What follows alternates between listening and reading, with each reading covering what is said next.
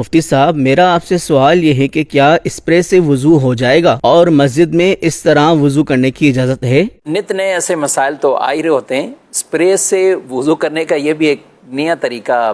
عجیب سا لوگوں کے اندر پھیلا دیا گیا۔ اسپرے سے بیسک یوں وضو ان شرائط کے مطابق کہ ہر عضو پر جو اعضائے وضو جن کا دھونا فرض ہے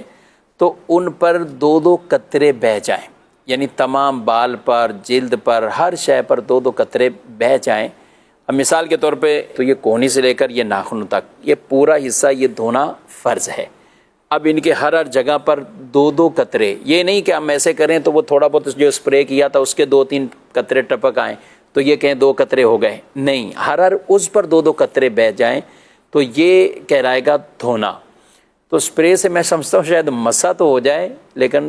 دھونا اس میں اس طرح کا ما حق ہو نہیں پایا جاتا۔ اب اسپرے ہی کوئی بار بار اتنا کرے کہ 1-2 بوتلیں اسپرے کی ختم کر لے تو شاید ایک آدھا بازو تو دھل جائے گا، ہر ایک 2 قطرے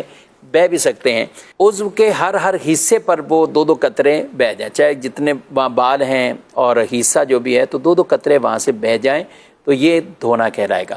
ہاں، سر کا مسح ہے تو اس کے لیے تری کافی ہوتی ہے، 1/4 سر کا مسح فرض ہے، پورے سر کا مسح سنت مبارکہ ہے۔ لیکن اس کے ساتھ ساتھ ایک اور بات بھی، وضو میں کئی چیزیں تو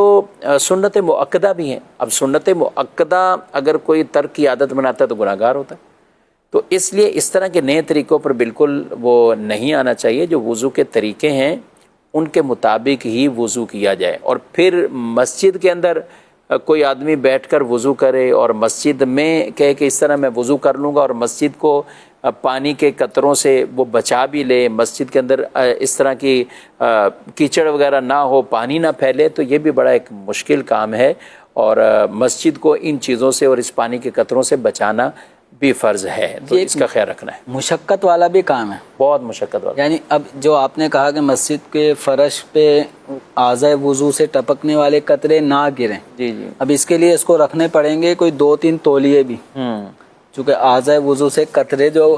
یعنی جو اپنی شرائط کے مطابق 2 قطرے ہر حصے، بال، کھال، روئیں سے ٹپکیں گے، گریں گے، کہاں گریں گے؟ وہ فرش مسجد پہ تو نہیں گرا سکتے، مسجد کی صفیں بچھی ہوں گی ان کو گیلا نہیں کر سکتے، تو اپنا رومال رکھنا پڑے گا، اور رومال بھی یہ جو نارمل بڑے سائز کا ہو تو یہ بھی نہیں چلے گا، وہ بھی گیلا ہو جائے گا، وہ بھی اتنا گیلا ہو جائے گا۔ اچھا، تولیے بھی 2-3 ہونے چاہیے۔ پھر جب اسپرے کیا جاتا ہے تو اسپرے کرنے میں صرف ایسا کوئی ہے کہ صرف آپ کے ہاتھ پہ ہی وہ اسپرے کا جو فوارہ ہے یا چھینٹیں ہیں وہ ہاتھ پہ آ رہی ہیں اور پہلے سے ہی جا رہی ہیں، آگے پیچھے جو لوگ بیٹھے ہوں گے، کوئی تلاوت کر رہا ہے، کوئی بیٹھا ہوا ہے، اس پر بھی اسپرے ہو رہا ہے، تو یہ طریقہ کوئی پسندیدہ طریقہ نہیں ہے۔ جب